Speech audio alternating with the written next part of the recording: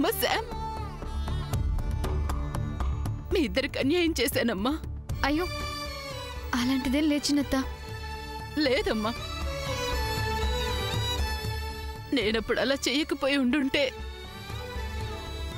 ఈ పాటికి మీ ఇద్దరికి పెళ్ళైపోయి ఉండేది కదమ్మా.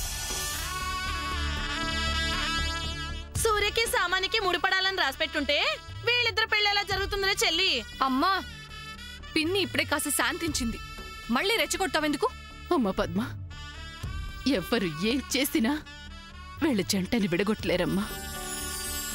సూర్య, శామ్, మీ ఇద్దరిని పక్క పక్కన చూడాలనుందిరా. అమ్మ శామ్, రా ఒకసారి, రా ఇలా రా. రా.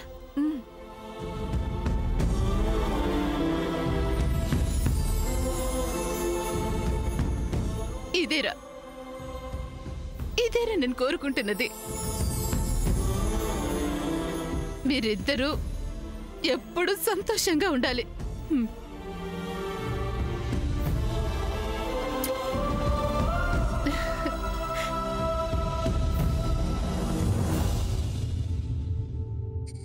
సూర్య, ఎవరో వచ్చి వెడ్డింగ్ ప్లాన్ బోర్డ్ డెస్ట్రాయ్ చేసినంత మాత్రాన మన వెడ్డింగ్ ప్లాన్స్ ఆగిపోతాయా?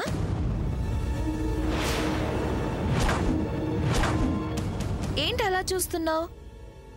ఓ, ఇందాక నేను అన్ని తిట్టినా సిగ్గు లేకుండా మళ్ళీ వచ్చిందేంటానా? తిట్టిందెవరు సూర్య?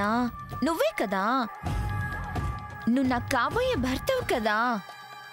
నువ్వు తిడితే నేను అవన్నీ పట్టించుకుంటానా? అవన్నీ పట్టించుకొని మన వెడ్డింగ్ ఆపేస్తానా? నేనెక్కడికి రాను. పదే పదే అడిగి ఇరిటేషన్ తెప్పించుకో. ఓ, మూడ్ బాగోలేదా? నీ మూడ్ బాగోకపోతే మనం తర్వాత వెళ్దాంలే Surya. But I want to tell you an important thing. ఇది కాని చెప్పానా నువ్వు చాలా ఎక్సైట్ అవుతావు. అంతేకాదు, థ్రిల్ ఫీల్ అవుతావు. సామాన్య, నీకు నా మీద ఇంత లవ్ ఉందా అని షాక్ అయిపోతావు. అమ్మ సామాన్య, అదేంటో తెలుసుకోవాలని నాకు చాలా ఆత్రంగా ఉందమ్మా. చెప్పమ్మా. ఓకే ఆంటీ, చెప్తా. సూర్య, నిన్ను చూసిన క్షణం, నిన్ను లైక్ చేసిన క్షణం, లైఫ్లో మ్యారేజ్ అంటూ చేసుకుంటే నిన్నే చేసుకోవాలని మైండ్లో చాలా స్ట్రాంగ్గా ఫిక్స్ అయిన క్షణం, స్టెప్ బై స్టెప్ మన వెడ్డింగ్ ఒక థీమ్తో జరగాలని నేను డిసైడ్ అయ్యాను.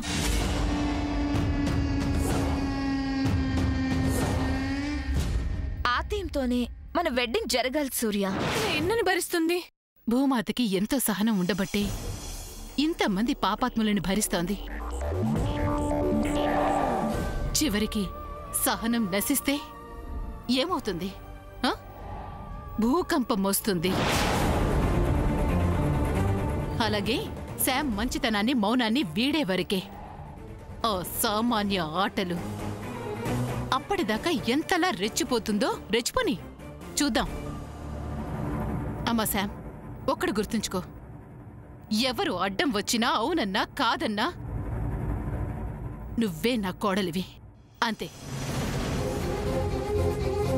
నువ్వు కూడా ఇలా ఉండకూడదు సాముదినా. ఒక్కోసారి ఆ సామాన్యకు చుక్కలు చూపిస్తావే, అలా అలా ఎప్పుడూ అలానే ఉండాలి. అప్పుడు గాని దానికి బుద్ధి రాదు. అమ్మ శామ్, ఇక జరిగిన దాని గురించి ఆలోచించి బాధపడద్దు. రెస్ట్ తీసుకో.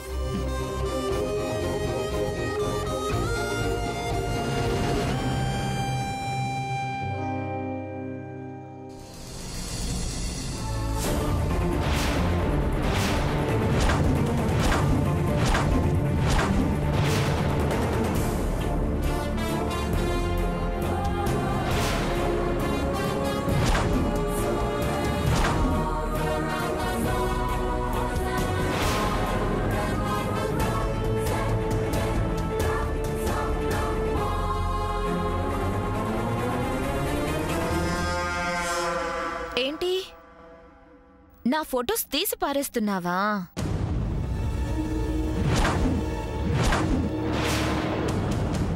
నువ్వు ఫొటోస్ తీసి పారేసినంత మాత్రాన సూర్యని నన్ను వేరు చేయలేవు. చూసావు కదా నిన్ను సూర్యని ఎలా వేరు చేశాను. నీ ఫోటో ప్లేస్లో నా ఫోటో ఎలా వచ్చిందని ఆలోచిస్తున్నావా? అదే ఈ సామాన్య. ఈ ఫోటో ఎలా వచ్చిందో సూర్య జీవితంలోకి నేను కూడా అలాగే వస్తాను. కాబట్టి నీ డ్రీమ్స్ గానే ఉండిపోతాయి. ఇంతకీ అదెక్కడుంది? ఏంటది? అదే ఆ ఫోర్ట్. ఆ ఫోర్ట్ ఎక్కడుందో చెప్తే నేను వెళ్తాను.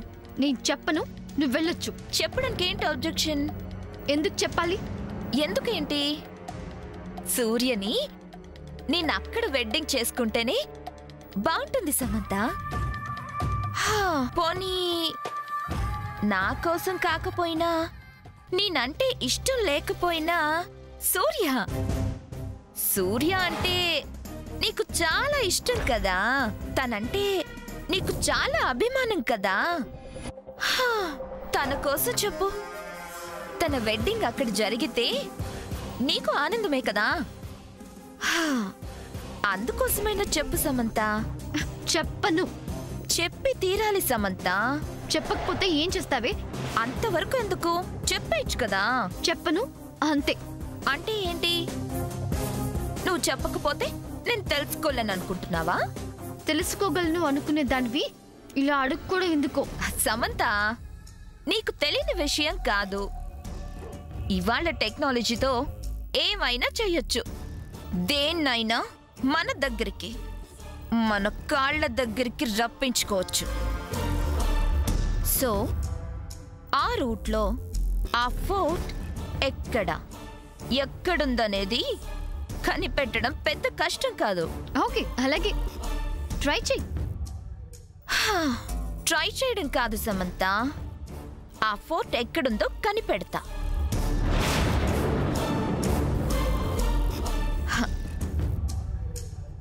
ఆ ఫోర్ట్ మా వెడ్డింగ్ వెన్యూగా బుక్ చేస్తా.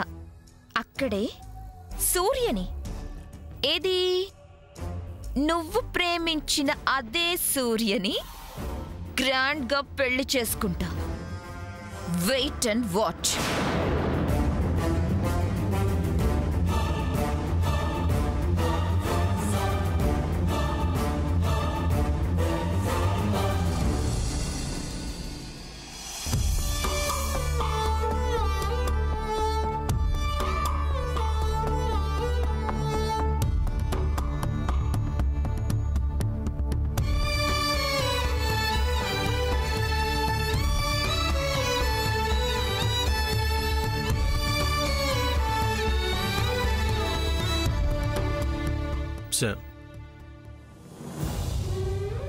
ఆ సామాన్య నీ దగ్గరకు వచ్చి ఏం మాట్లాడి ఉంటుందో నేను ఊహించగలను. బట్ నేను చెప్పేది ఒకటే సార్, నువ్వు కలలు కన్నా ఆ పోర్టులోనే నువ్వు అనుకున్నవన్నీ జరుగుతాయి. ఆ పోర్టు గురించి నువ్వు కన్న కలలు ఎవ్వరూ డిస్ట్రాయ్ చేయలేరు.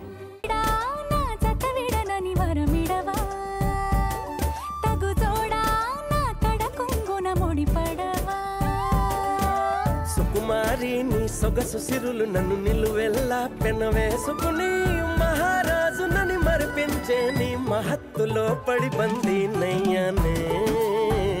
ఎటల్తానే